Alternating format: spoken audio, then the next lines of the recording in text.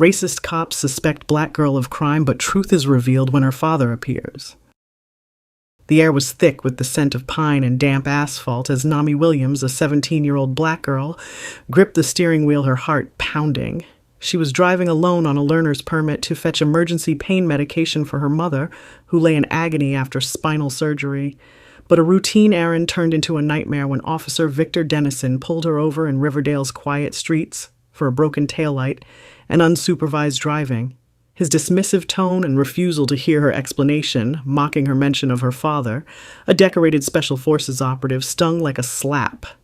This injustice, rooted in prejudice, threatened to crush Nami's spirit, yet her courage and her father's unwavering support would transform the encounter into a moment of clarity and connection. Nami's resilience, forged in a life of duty and love, hinted at a strength that could mend divides. What began as a clash of mistrust could spark a legacy of understanding, proving that even in the face of unfairness, one voice steady and true can shift the world toward compassion. Nami Williams sat at the kitchen table, her algebra textbook open, the faint hum of the refrigerator filling the small, tidy apartment. Her dark curls were pulled into a loose bun, and her fingers, smudged with pencil lead, tapped a nervous rhythm. At 17, she carried a quiet strength, her mother's sharp wit, her father's steady resolve. The apartment smelled of lemon cleaner and the lavender candle her mother Aisha lit to ease her pain. Aisha lay in the next room, recovering from spinal surgery, her soft groans a reminder of Nami's new responsibilities. As an only child, Nami had learned early to cook clean and keep the family's spirits high while her father, Master Sergeant Draven Williams, served overseas. His Special Forces missions left long silences, but his letters tucked in her nightstand spoke of duty and love. This evening, as the clock ticked past 7 p.m., Nami's phone buzzed with Aisha's weak voice. "Nami, the pharmacy. I need the pills."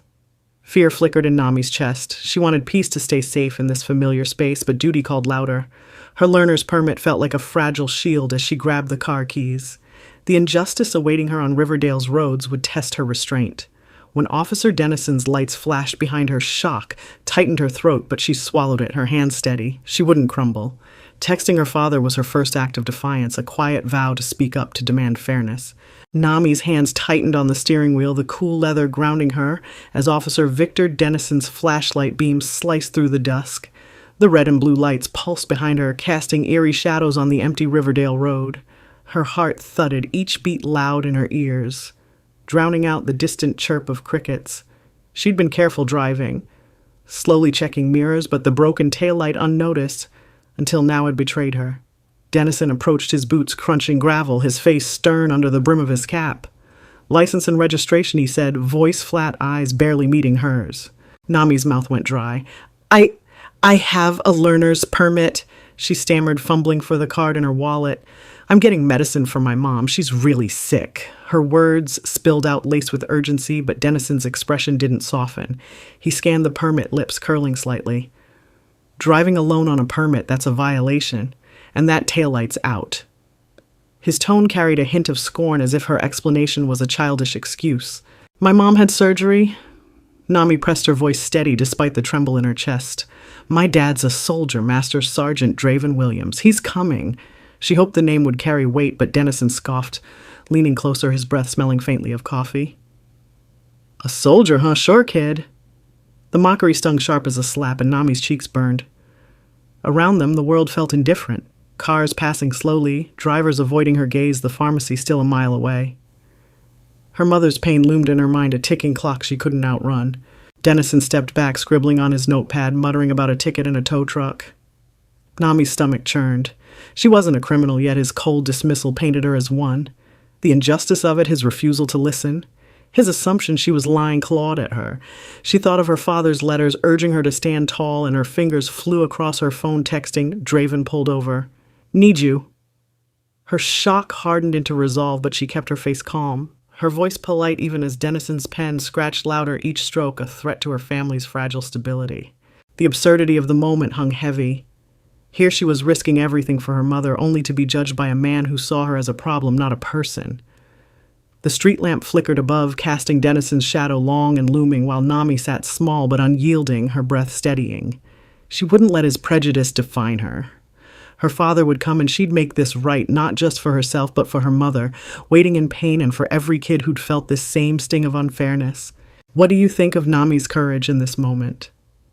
Share your thoughts like this story and subscribe for more tales of resilience and justice. Nami sat rigid in the driver's seat, the weight of Officer Dennison's shadow pressing against her. The street lamp's flicker buzzed in her ears, a mocking rhythm, to the silence that followed her text to her father. Her fingers still clutching the phone trembled slightly, the screen's glow reflecting in her wide, dark eyes. She felt small, exposed like a moth pinned under glass. Dennison stood a few feet away, his pen scratching relentlessly, each stroke carving her deeper into a box labeled trouble. The injustice burned his refusal to see her as Nami, a daughter, racing against her mother's pain, not a reckless teen. Her chest tightened, a knot of hurt and defiance twisting together. She glanced at the rearview mirror, catching her own reflection, lips pressed, tight brows furrowed but eyes unyielding. She thought of her mother, Aisha, whose warm laughter once filled their apartment, now reduced to pained whispers. Nami's throat ached with the urge to scream to make Dennison understand. But she swallowed it. Her father's words echoing, "Stay calm, stay true."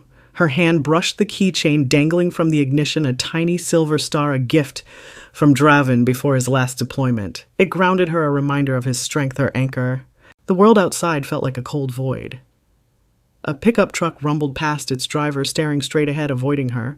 A woman walking her dog crossed the street, head down, as if Nami's predicament was contagious. The isolation stung worse than Dennison's words. No one stopped, no one asked. It was just her, the flashing lights, and the officer's indifference. She wondered if this was how her father felt on missions alone, judged, yet forced to stand tall. The thought both hurt and steeled her. She wasn't just fighting for herself, she was carrying her family's honor, their sacrifices. Nami's gaze flicked to Dennison. He adjusted his cap, his movements mechanical, his eyes never meeting hers. That avoidance cut deep, a silent confirmation that she was invisible to him, her truth irrelevant. Her fingers tightened around the star keychain, the metal biting into her palm. She wanted to be home stirring soup for her mother, not here defending her existence. The unfairness of it clawed at her, but beneath the hurt a spark of resilience flickered. She'd faced hard days before nights, worrying if Draven would come home mornings, helping Aisha through pain. This moment, this officer wouldn't break her. Her phone buzzed softly, a reply from Draven: "On my way. Hold strong." The words were a lifeline pulling her from the edge of despair. She sat straighter, her breathing steadying, though her heart still raced. Dennison glanced over his brow, furrowing as if sensing her shift. She met his gaze for a fleeting second, her eyes steady, defiant. He looked away, scribbling faster. Nami's lips twitched, not a smile, but a quiet acknowledgement of her own strength. She was alone, yes, but not powerless. Her father was coming, and she'd hold this ground until he arrived. The tension coiled tighter with each passing minute. The pharmacy's neon sign glowed faintly in the distance, a cruel reminder of her mission's urgency. Nami's mind raced. Would her mother's pain worsen? Would Dennison tow the car, leaving her stranded? Yet even as fear gnawed, her resolve grew. She thought of every time she'd been underestimated at school and town, and how she'd proven herself through grit and grace. This was no different. She'd make Dennison see her not as a stereotype, but as Nami Williams, daughter of heroes, bearer of her own light. The air grew heavier as Nami sat in the car, the pharmacy's distant neon glow taunting her. Officer Dennison's pen paused, his eyes narrowing as headlights cut through the dusk, approaching fast. Nami's heart leapt her father. The rumble of Draven's truck filled the silence, a low growl that seemed to shake the tension from the asphalt. She gripped the star keychain, its edges worn smooth from years of her touch, and whispered to herself, "He's here." Her text had been her first act of resistance, a quiet call for justice, and now the response was pulling up beside her. Draven stepped out, his Special Forces uniform crisp, the silver insignia glinting under the street lamp. His presence was a force, tall, broad, shouldered with a calm that commanded attention. His boots hit the ground with a steady thud each step, deliberate, his dark eyes scanning the scene. Nami saw Dennison stiffen his notepad, lowering slightly as if the air had shifted. She opened her car door, her legs shaky but her resolve firm, and stood beside her father. The cold night air brushed her cheeks, grounding her as she met Draven's gaze. His nod, subtle but sure, told her she'd done right. "Officer Draven," said his voice low, steady like a river carving stone. "I'm Master Sergeant Draven Williams. This is my daughter, Nami." Dennison's jaw twitched, his earlier scorn faltering. Draven's tone wasn't aggressive, but it carried the weight of a man who'd faced worse than a roadside standoff. She was getting medicine for my wife, who's recovering from surgery. I understand the permit issue, but she acted out of duty. His words were measured, each one landing like a carefully aimed dart. Nami watched Dennison's face shift surprise, then a flicker of doubt. He glanced at her, then back at Draven, his fingers tightening around his pen. She was driving alone, he said, but his voice lacked its earlier bite. Nami's chest swelled with a mix of pride and hope.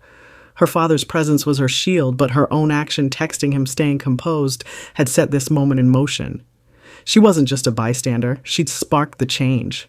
Draven stepped closer, his hands open, non-threatening. Nami's been holding our family together while I've been deployed. She's not reckless, she's responsible.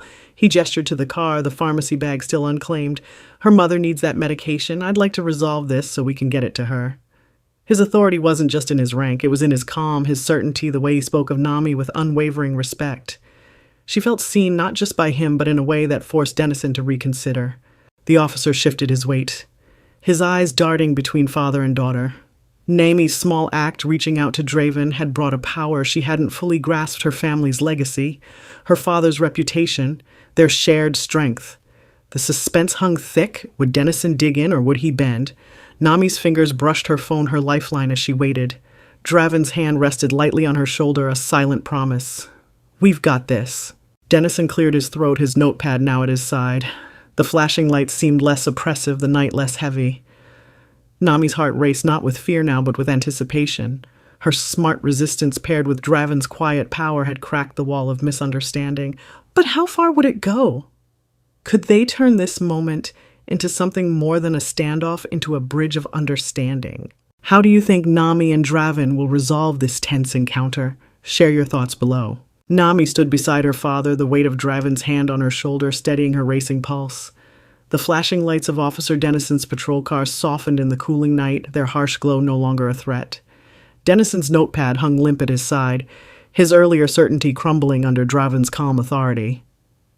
Nami's breath hitched as she watched the officer's face, his furrowed brow, the slight parting of his lips, betraying a man grappling with his own misjudgment.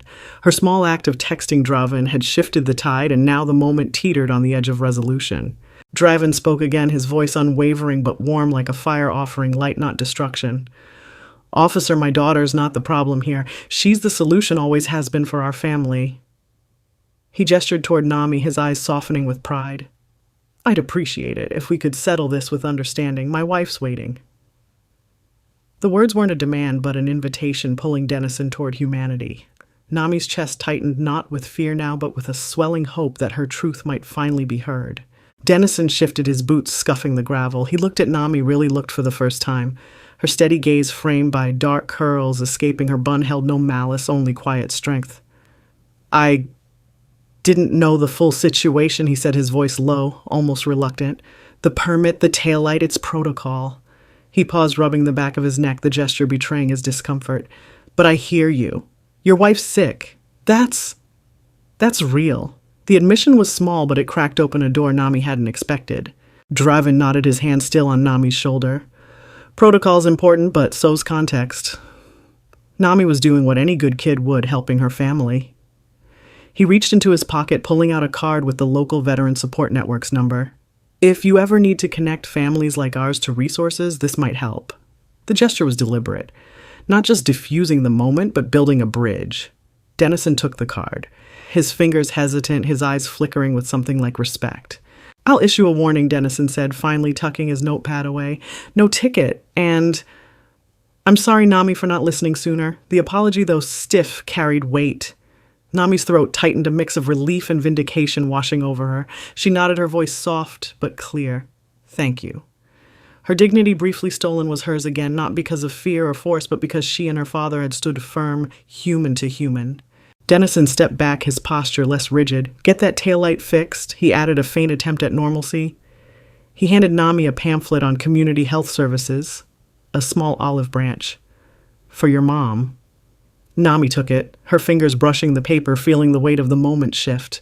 The pharmacy's neon sign no longer felt so far away. She could finish her mission, bring her mother relief, and carry this victory home. As Dennison returned to his car, Draven turned to Nami, his eyes searching hers. You did good, kid. Real good. His voice was thick with pride and Nami's eyes stung with unshed tears. She hugged him, the rough fabric of his uniform familiar and safe.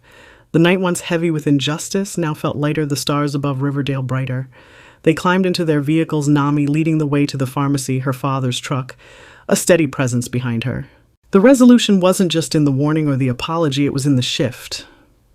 However small in Dennison's eyes, Nami had been seen, her family's truth acknowledged. The perpetrator of her pain had faced a consequence, not a firing or a scandal, but a humbling, a step toward change. As she drove, the road ahead felt like a promise of healing for her mother, of bridges yet to build. What did you feel when Nami reclaimed her dignity? Share your thoughts and join us for more stories of courage. Nami drove toward the pharmacy, the weight of the night settling into her bones.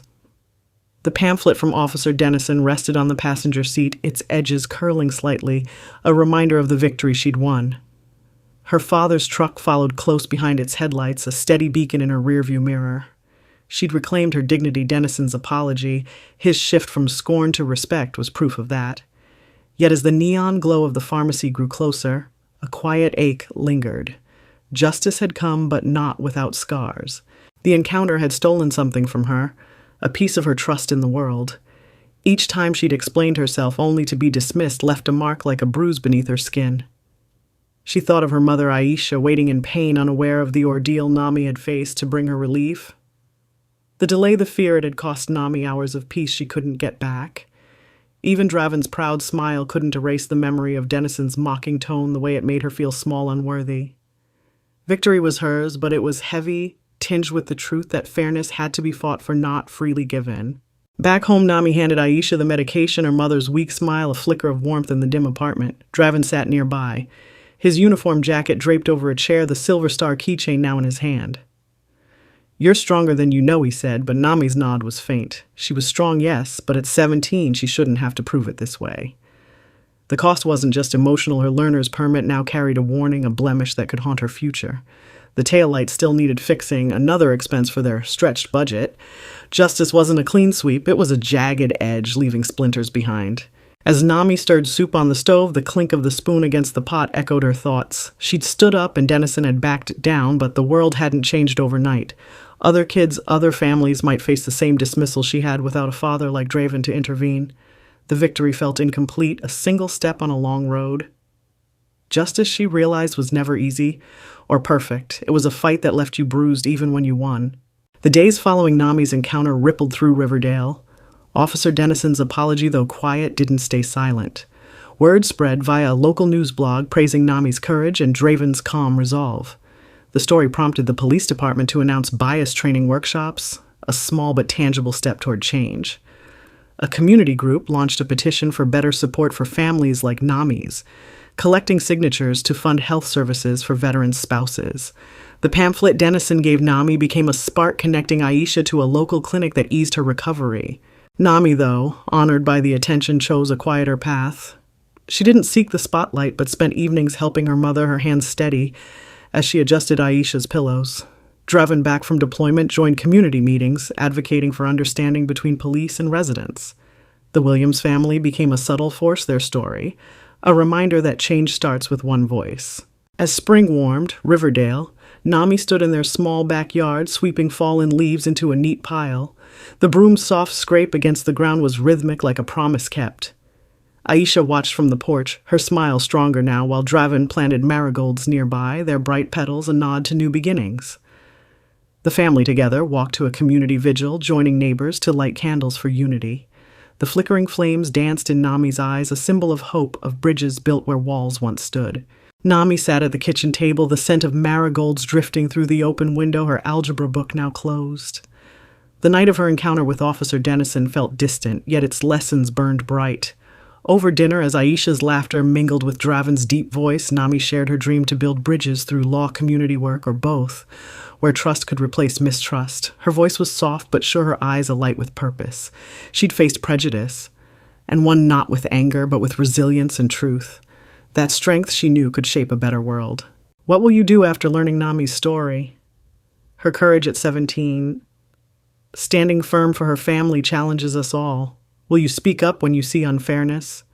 Will you listen when others are dismissed? Nami's legacy isn't just her victory, it's the ripple of change she sparked in Riverdale from police training to community vigils. It's the candle she lit its flame, a call to act with integrity, to fight for what's right, even when it's hard. As Nami helped Aisha to bed, tucking the blanket gently, she felt her purpose solidify. The stars outside winked, echoing the silver star keychain in her pocket, a symbol of her family's love, her own resolve. She'd carry this forward for her parents, for others like her. As Maya Angelou said, "When you learn, teach. When you get, give." Nami's story teaches us to stand tall, to give justice a voice. Like, share, comment, and subscribe to keep Nami's legacy alive. What will you do to build bridges today? Racist cops suspect black girl of crime, but truth is revealed when her father appears.